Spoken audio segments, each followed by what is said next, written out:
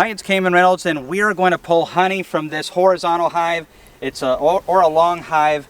A lot of people have asked me, can you make honey with them? And we're fixing to find out. I've given some of you all an update, but now we're actually going to pull the honey out of the hive. And I've got gloves on in this video because when you're using this method, it's really nice to have a set of gloves. It is a little late in the evening, and we also have people that say that my bees don't use a lot of propolis or bee glue, and that is not the case. As you can see, I have a propolis bee glue trap right here, and they are going to town on it. Now, one thing, between the last time we were in this hive and now, I had to pull 3 frames over here towards the end because the last bit of the flow was so strong and this hive was just packed with honey. I had to free up a little bit of space for them to be able to put the new nectar, but it was just a last little surge, and we are going to start pulling. Let's just go ahead and yank this one off as well. And there's a few things that we need to make sure to leave behind. One being the queen. Get all those bees in there. All right, now begin. I am going to take these frames, shake them off, and put them into some Jester Nuke boxes and a hive butler over here. So I'm looking down. So this is one that we put in. It's got a little bit of nectar and some bee bread. This isn't that much. We're going to leave this for the colony right here. I can tell these 2 that I put in, they did not end up working. Hive beetle, 100 points for me. All right, and now let's just go to this frame, see where we're at. Full of honey. That's what we want right there. And they've capped it most of the way. The general rule of thumb is if it's 70% capped, you're good.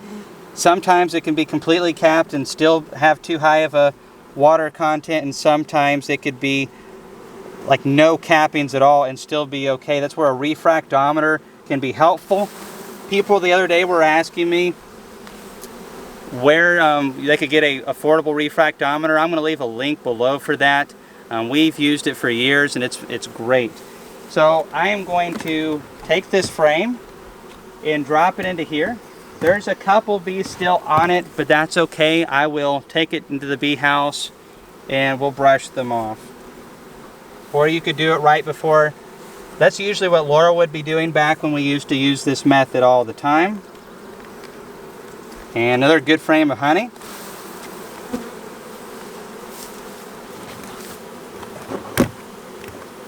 Alright, so we've got a box right here. You can see there's already bees flying around. There's a dearth of nectar. This is 5 full frames of honey. So that's excellent right there. And we're just going to shut that up and make sure the entrance is shut on this colony. Yes, it is. Or that box of honey. So now that is good to go. And we're just going to keep going through here. This time of the year when there's a dearth of pollen and nectar, if we pulled this off during the honey flow, it does make it a little bit easier to rob the colony or remove honey, so to speak, because they're preoccupied. This is late in the evening. I've already been stung once, and it's pretty normal this time of the year for us in Tennessee. Mid-June, bees get a little bit more aggravated because they just don't have work to keep them busy, so there's more defensive bees. But we are getting some gorgeous looking honey out of this colony. Absolutely awesome looking crop. With the 3 frames that I pulled out, plus what I'm going to get out of here, there's 14 left that I'm going to pull. And if we condense those 3 that I pulled out into 2, that's 16 frames. We're going to have about 9 gallons of honey out of this colony. And so honey is just a little under 12 pounds to the gallon. So we're going to end up with a 100-pound harvest. Now, there's things that we need to do because we're entering the toughest time of the year for our bees. And we are just going to do the same thing over and over and over again. You can use a fume board If you want to see how a fume board works to help remove your honey supers, I'm going to leave a link up here. I haven't tried it with a long hive yet. I imagine it will work, but I figured I'd just shake today.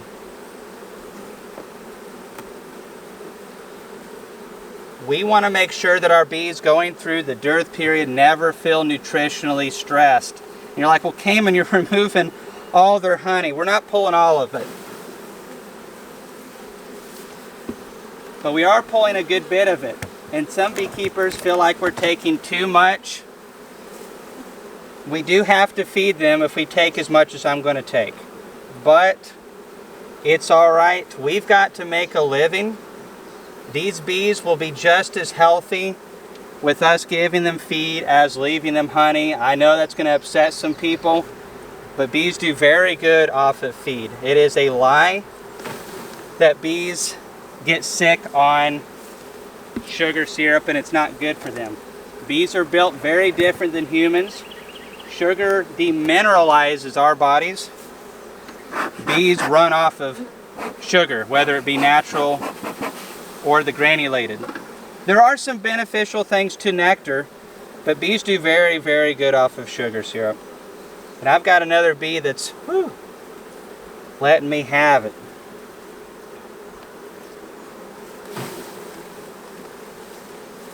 All right.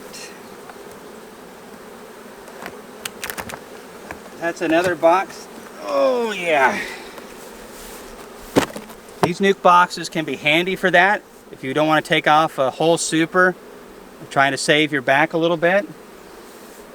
So that's 10 frames. And now I've got this Hive Butler box right here. I guess I probably should have started with that. It's a little bit messy from where I was using it recently, but it has slots down in there where we don't have to worry about the frames bumping into each other and messing up our nice honeycombs. What we don't want to take is frames of bee bread. That is critical this time of the year.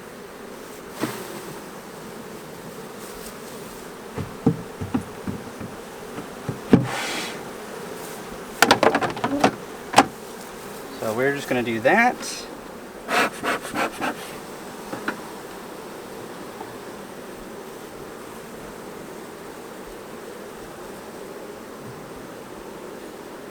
Alright, they've already started eating a little bit away at the bottoms of these closer to the brood nest. That's a little bit of a bummer, but bees got to eat too.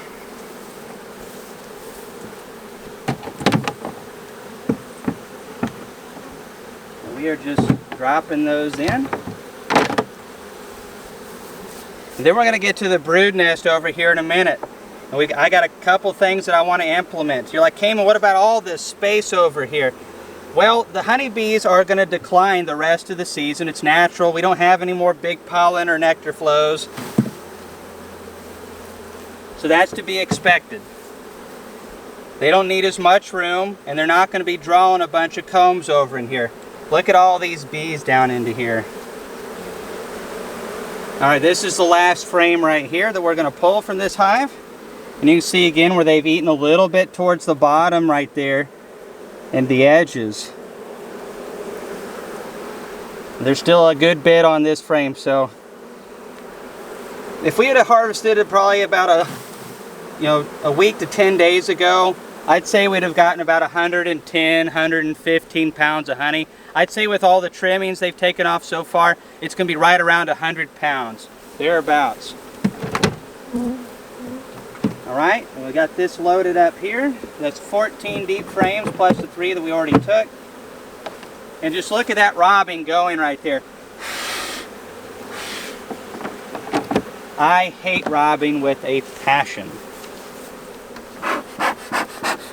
Now, we need to leave enough stuff for the bees themselves. When I came in here the other day to check to see if I needed to pull honey, I dropped this pollen patty. So you can see they're working on that right there. Do they need that? No, but I go ahead and give it to them periodically throughout the summer. Yeah, you can see how I've broken it up, created more surface area. That way we don't have to worry about small hive beetles quite as much. This is a strong colony. They're able to bully the small hive beetles. They're also able to consume it quite a bit quicker. Now, this frame over here, I've checked it, it's solid honey. This frame is a good bit of honey with some bee bread. We're leaving those. Let's check these over here on the edge. Oh, I see some good frames of cat brood. And all of these frames here, there, all of them have nice cappings towards the top. So there's still a good bit of food in this colony.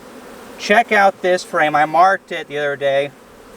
And this is what bees need to go through the summer. Look at that frame of bee bread right there.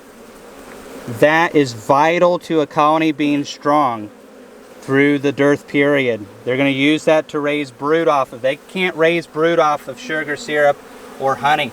They've got to have that protein. So if there's not fresh pollen, they've got to have reserves. So this hive's in good shape. I'm adding this protein to supplement that a little bit. Are you good, Laurel? All right. Sorry, there's a couple angry bees getting late in the evening. Now we got 2, 4, 6, 8, 10, 11. We are going to shrink this hive considerably down. Get on down in there, bees.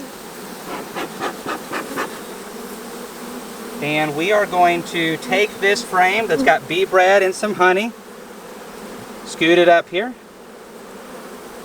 This is an empty comb right here. Yeah, a little bit of nectar in there, not much. Yeah, there's definitely some nectar and a little bit of honey in here, so not much though. A lot of bees in this hive. And now we're going to take some of these combs right here that I brought with me, and we're going to drop them in.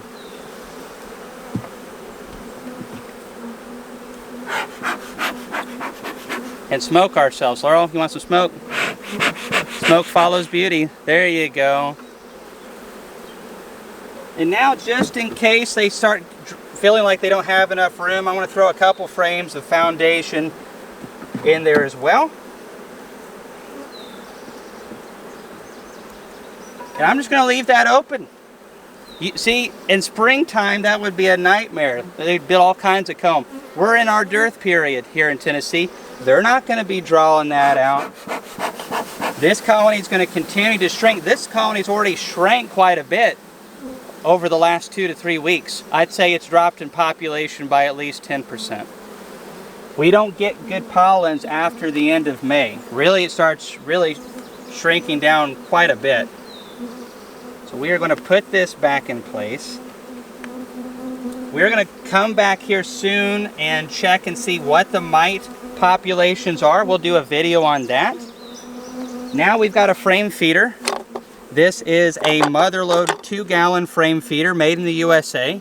I was able to get this for $5.75 in bulk. And did I say it was made in the USA? This thing will probably last you a couple decades at least. Alright, just stick that right down in there. And try to get all these bees corralled.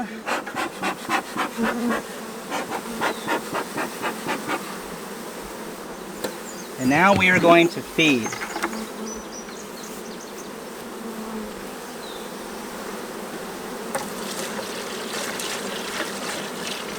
Do the bees need feed right now? Not quite. They could survive on what they have, but this will help them continue to go forward. We never want our bees during the dearth to feel like they are getting a little light on resources. So 2 gallons of this will definitely help. This motherload feeder has grips on the side, and they shouldn't really need the floats, but I like adding the floats. It helps a little bit. And that's a good bit of syrup. I would come into your colony. So what about summer management? We're not having to worry about swarming. This colony is not swarming on us from here on out. Unless we do something crazy like shrink it down real tiny and just feed a stupid amount. Because we're in a dearth. So, you know, some of you'll have to change that because you're in your honey flow. But as far as management, I'm going to come in here every 2 weeks. We got a bee in there.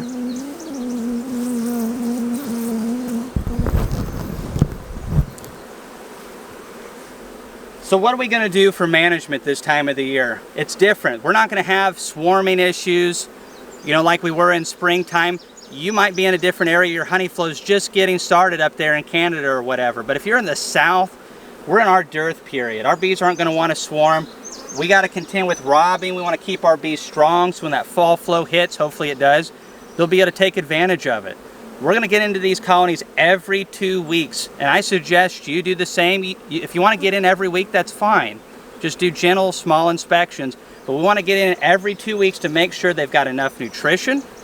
They want to make sure they have a good queen that's performing well. And if we don't have a queen or a low quality queen, that we can get a new queen or do something.